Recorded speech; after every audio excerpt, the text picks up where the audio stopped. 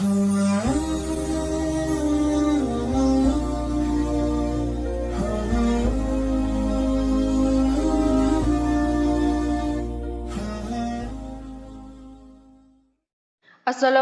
warahmatullahi wabarakatuh. Selamat datang Sobat Muslim di channel Islam Menjawab.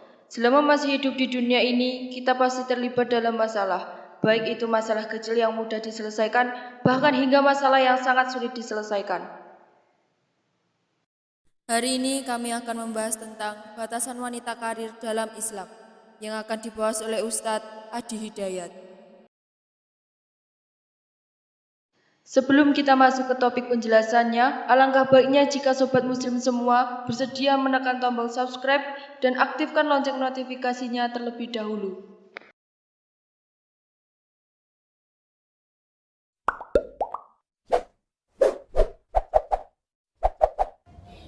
Islam tidak melarang kaum wanita untuk memanfaatkan potensinya sepanjang tidak menyalahi fitrah kewanitaan dan syariat Islam. Wanita karir pun tidak menjadi persoalan asal bisa menjaga diri dari fitnah dan masalah. Bagaimana tanggapan Ustadz dengan statement di atas dan sejauh mana batasan itu? Tayyib. Saya agak cepat ya, sebetulnya ini materi yang lanjutan, tapi karena waktunya sangat terbatas. Gini Bu ya, ibu diikat dengan keistimewaan. Keistimewaan itu mengantarkan ibu ke surga. Jadi surga itu sebetulnya dekat dengan ibu. Makanya ada ungkapan, ya surga di bawah telapak kaki ibu, bukan harus kemudian cari di bawah telapak kaki, bukan. Maksudnya adalah, saking dekatnya dengan ibu itu, surga dekat dengan perempuan. Di amalan-amalan yang paling mendekatkan ke surga itu amalan perempuan. Banyak.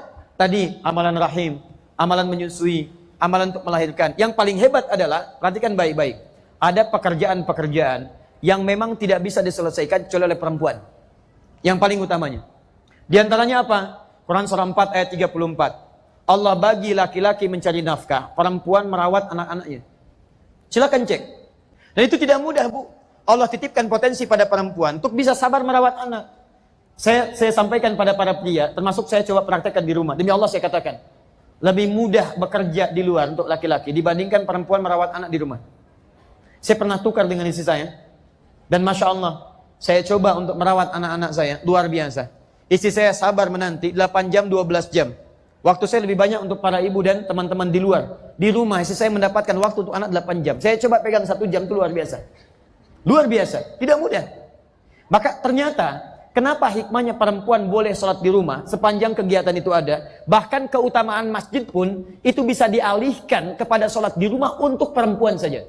Saya berikan berita baik pada ibu ya. Pernah ada seorang perempuan Ansor, diceritakan di hadis Muslim, mengadu pada Nabi, "Ya Rasulullah, enak betul laki-laki ya. Kenapa? Haji bisa tanpa mahram, ke masjid bisa kapan saja. Fisabilillah enak saja. Kami perempuan kok kebanyakan di rumah." Lihat kata Nabi jawabannya. Kata Nabi, sampaikan pada teman-temanmu itu. Perempuannya bingung. Dari mana Nabi tahu? Rupanya sebelum berangkat dia diskusi dengan teman-temannya, diajukan. Persis seperti kertas ini, dituliskan, disampaikan. Baik, lihat baik-baik. Ini nubuah ya. Sampaikan pada teman-temanmu apa yang dikerjakan para suami di luar rumah, maka perempuan akan mendapatkan bagian pahalanya sepanjang dia ridho dengan semua itu. Di ibu misalnya, siapkan suami Jumatan. "Pah, ini pakaiannya ya.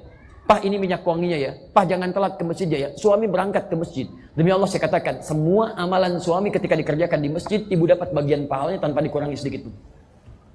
Maka ketika mendengar bagian dari itu, perempuan Ansor ini meninggalkan Nabi dengan terjingkrak-jingkrak gembira luar biasa. Ya. Apa yang kurang? Suami dapat pahala ke masjid Bu kalau dia berangkat. Ibu misalnya mau ke masjid, ada anak yang harus dirawat. Ibu nggak usah paksakan ke masjid. Ibu sholat di rumah, rawat anak dengan baik. Pahala ibu sholat di rumah sama dengan pahala laki-laki ke masjid. Laki-laki ke masjid setiap langkahnya dihitung pahala. Langkah pertama mengangkat derajat. Langkah selanjutnya menggugurkan dosa. Ibu merawat anak, setiap perawatannya melahirkan pahala, menggugurkan dosa-dosa ibu. Senilai. Masuk ke masjid dapat 25 kebaikan. 1 ke 2 500 tahun, 2 ke 3 500 tahun, 3 ke 4 500 tahun. Ibu merawat di rumah, pahala dapat yang senilai dengan serupa. Senilai dengan yang serupa. Saya kembalikan karena itu, jangan merasa kecil kalau dalam kesempatan tertentu ibu belum bisa ke rumah, ke masjid. Belum bisa ke rumah Allah sepanjang ada uzur yang harus berlaku di rumah. Nah kedua, Ustadz bagaimana dengan statement tadi? Perempuan bisa bekerja seperti laki-laki. Perempuan diperkenankan boleh dia menyalurkan hobi, bakat, aktivitasnya sepanjang tidak menggugurkan kewajibannya di rumah. Itu pun sepanjang tidak membuat dia lelah. Litashqa dalam bahasa Quran, supaya nggak capek. Nah kalau ibu merasa misalnya bisa merawat anak dengan baik, terjaga dengan baik, ibu ingin salurkan hobi. Seperti dulu misalnya Sayyidah Aisyah pernah mengajar sepeninggal Nabi SAW. Kemudian ada sahabat-sahabat Nabi yang jadi perawat, perempuan, sahabiah, jadi perawat.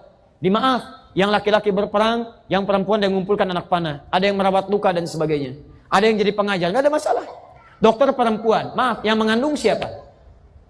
Perempuan. Yang melahirkan siapa? Kok bisa yang mengandung perempuan yang periksa laki-laki? Berarti kan mesti ada dokter perempuan kan? Dokter perempuan yang meriksa perempuan, yang bantu kelahiran perempuan dan sebagainya, mesti ada. Ada pengajaran untuk perempuan, fikih perempuan bagus dibahas oleh perempuan. Karena ada masalah-masalah perempuan yang sangat spesifik, yang barangkali ketika disampaikan oleh laki-laki banyak keraguan di situ.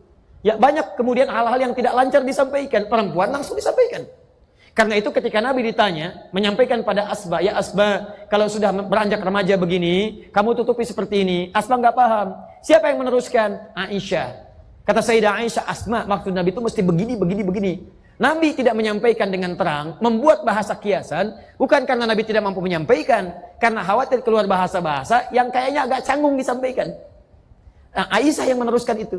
Dia tidak dilarang perempuan menjadi guru, tidak dilarang perempuan menjadi dokter, sepanjang semua kegiatan itu tidak mengurangi tanggung jawab dan kewajibannya yang berlaku di rumah. Wallahu ta'ala alam bissawab. Maaf, jelas uraian saya? Paham? Siap mengamalkan Al-Quran? Siap mengamalkan hadis? Jelas uraian saya? Siap mengamalkan Quran? Yakin? Saya uji ya. Quran surah kelima Al-Maidah ayat 100 sampai 101. Ya ayyuhalladzina amanu, hai orang-orang yang telah menyatakan dirinya beriman. Ayat ini hanya untuk orang beriman saja, yang tidak beriman tidak berlaku. Ibu beriman? Berarti ayat ini berlaku untuk ibu. Hai orang-orang yang telah menyatakan dirinya beriman, la tas'alu an asya'a in tubdalakum tasukum. Jika uraian sudah jelas disampaikan, sudah terang dipahami, jangan banyak lagi dipertanyakan. Khawatir banyaknya pertanyaan itu menjadikan yang jelas semakin tidak jelas nantinya. Baik, ibu yakin dengan ayat ini? Jelas dengan uraian saya? Ada pertanyaan? Alhamdulillah ya. Nah, sudah. Baik, saya kira itu yang bisa saya sampaikan. Ibu unta punya 3 keutamaan. Ibu mar'ah punya kelebihan yang dijaga. Ibu nisa punya tugas yang harus dirawat. Ibu muslimah punya kewajiban yang harus ditaati sesuai dengan keterangan Allah Subhanahu wa taala. Saya tutup, jika ibu jaga semua ini, maka jaminan Quran surah ke-19 ayat ke-15, paling kiri di pertengahan, wassalamun alaihi yawma mulida. Saya akan berikan jaminan keselamatan, kedamaian, ketentraman saat hidup di bumi seperti Yahya diberikan. Wa yauma yamutu, saat wafat diberikan ketenangan di alam kubur. Wa yauma yamutu hayya, dan saat meninggal di akhirat nanti disandingkan dan dibangkitkan dalam keadaan yang sangat berbahagia.